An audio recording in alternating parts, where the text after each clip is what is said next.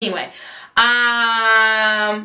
why, let's go on to why I went natural. I believe I already said it the very first video I made. I went natural just to see what the hell would happen.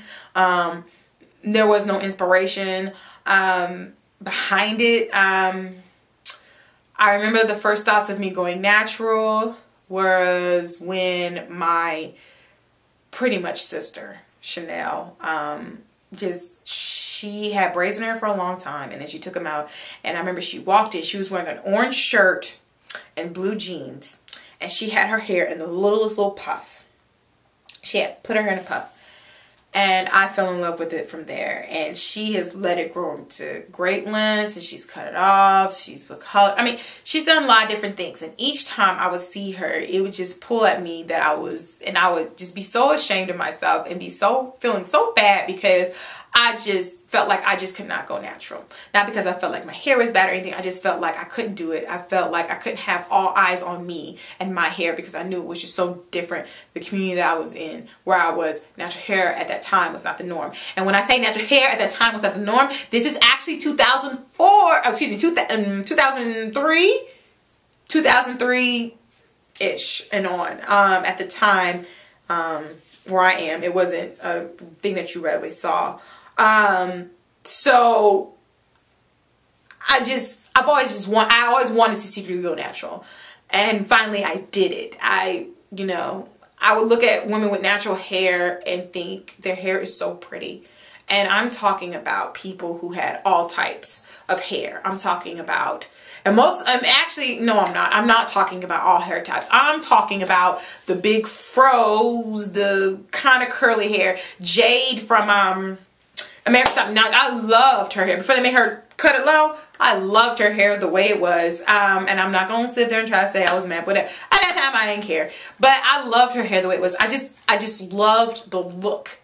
I was always, when I would be going in between relaxers, I would always try to find an Afro puff. I was always wanting Afro puff to put in my hair. And sadly, I could never seem to find an Afro puff.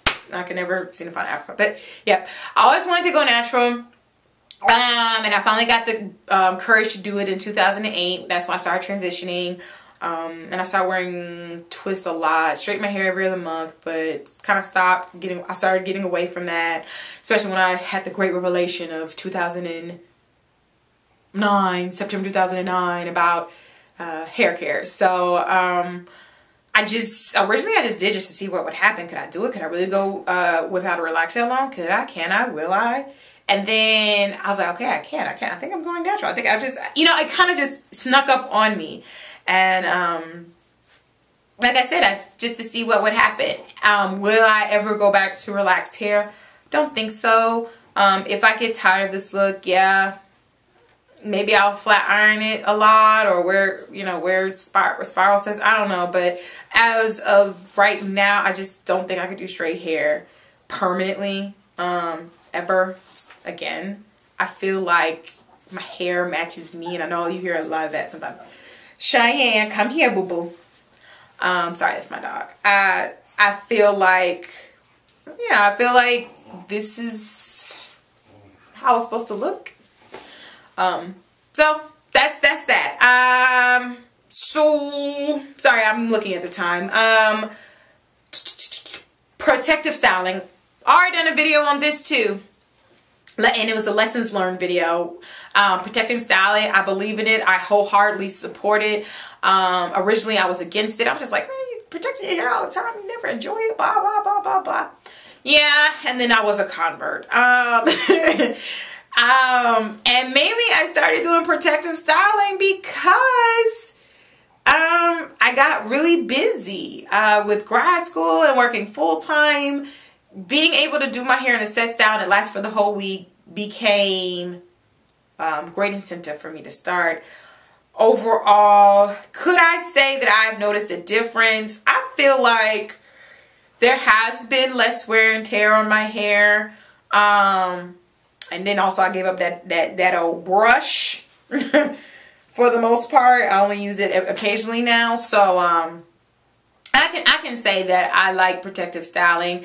I'm trying to, I can't wait. I like banding my hair and twisting my hair because it actually allows me to tuck my ends away. However, I don't like I don't necessarily like the way my twists look with banded hair because I think I need to braid it a little bit and then start twisting, and I'm not the tightest braider. So, but yes, projective styling, I believe in it. I believe it helps. I believe that it aids in hair growth because we have such fragile hair. Tuck it away. You're able to save the ends. That's how you're able to see growth because your ends aren't breaking off. So on and so forth. You've read the literature, and if you haven't, Grow It by Jakora is great, and Grow It by Jakora. That's the book that really broke it down. That's the book initially that I just discarded and said, you know, actually this is a really good book. This is actually a great book. So Jakora, get it. Hair typing. How do I feel about the hair typing system?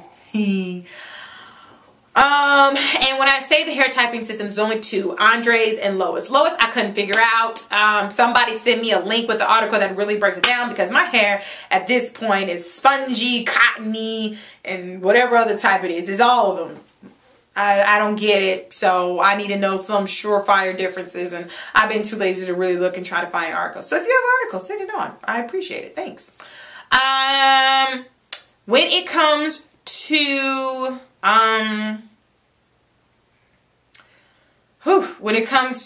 the Andre Walker typing system, that's the most recognized. That's one of the more recognized systems because it just looks at the outside of your hair, I guess. Is that a weird way to say the aesthetic? No, not aesthetic. If your hair had a face, visage, whatever. It just looks at that. It just looks at this, like this your hair right here, and says, okay, you're a 1, 2, 3, or 4. How do I feel about that?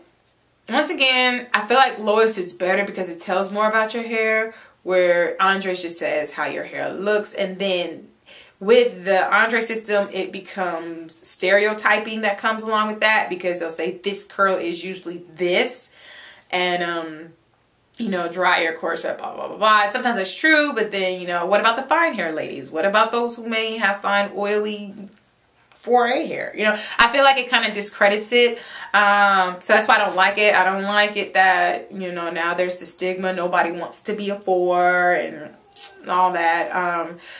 I don't like it, and that's when I kind of wish that it just never existed in the first place. You know, something that was supposed to be great to help give you a basis of comparison has now turned into something that it doesn't need to be.